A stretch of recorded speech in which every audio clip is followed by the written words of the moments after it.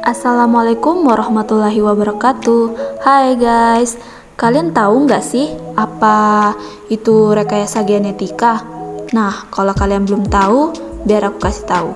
Sebelumnya, perkenalkan, nama saya Mariatul Kabatia, NIM 1911 2010 12, Prodi Bioteknologi dari Universitas Aisyah Yogyakarta.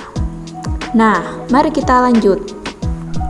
Jadi, rekayasa genetika adalah upaya untuk melakukan modifikasi molekul genetik dari suatu organisme sehingga diperoleh sifat baru yang dimiliki. Contoh dari rekayasa genetika adalah salah satunya pembuatan insulin manusia oleh bakteri. Nah, bakteri yang bisa kita gunakan untuk menghasilkan insulin adalah bakteri E. coli. Pada proses pembuatan insulin ini, langkah pertama adalah mengisolasi plasmid dari E. coli. Nah, plasmid adalah salah satu bahan genetik bakteri yang berupa untaian DNA berbentuk lingkaran kecil. Selain plasmid, bakteri juga memiliki kromosom. Nah, keunikan plasmid ini adalah ia bisa keluar masuk tubuh bakteri dan bahkan sering dipertukarkan antar bakteri. Plasmid ini merupakan vektor.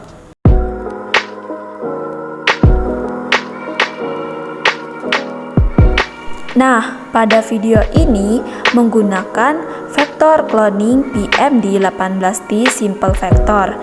PMD18T simple vector adalah vektor cloning TA efisiensi tinggi yang dibangun dari PUC18 yang beberapa situs cloning awal MGS dihancurkan. Vektor sederhana PMD18T berukuran 2690 bp dan mengandung gen restensi ampicillin untuk seleksi.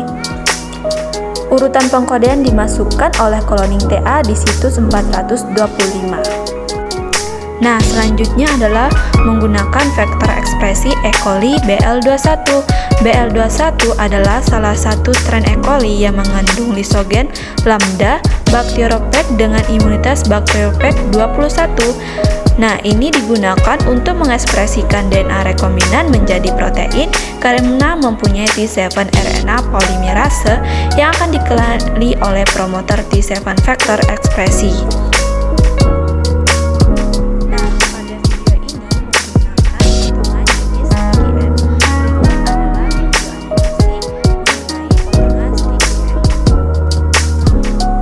Pada langkah kedua ini, plasmid yang telah diisolir dipotong pada segmen tertentu menggunakan enzim restriksi endoknuklease.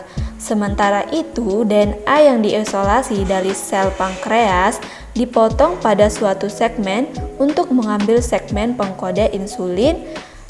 Pemotongan ini dilakukan dengan enzim yang sama.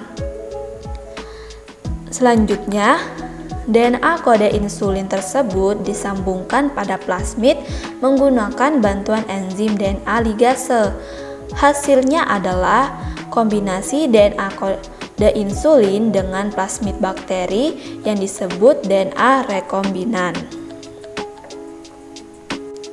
Selanjutnya, DNA rekombinan yang terbentuk disisipkan kembali ke sel bakteri. Bila bakteri E. coli berbiak, maka akan dihasilkan koloni bakteri yang memiliki DNA rekombinan. Selanjutnya yaitu verifikasi hasil transformasi ke dalam E. coli BL21 dengan PCR. Diidentifikasi hasil pengklonan dilakukan dengan metode PCR koloni. Nah, identifikasi yang dilakukan untuk mengetahui insert hasil PCR divisualisasi dalam gel agarose 1%. Elektroforesis dijalankan pada 100 V selama 25 hingga 30 menit. Hasil positif ditandai dengan munculnya pita DNA berukuran kurang lebih 1,1 kb. Tahap selanjutnya yaitu purifikasi protein rekombinan. Hasil ekspresi kemudian dipurifikasi menggunakan metode gel filtration ion exchange. Sebanyak 150 mikroliter sampel protein dimasukkan ke dalam kolom yang berisi resin, kemudian disentrifikasi dengan kecepatan 1000 rpm ppm selama 1 menit pada suhu 4 derajat Celcius. Cairan yang tertampung dalam collection tube diambil dan divisualisasikan dengan cara SDS patch.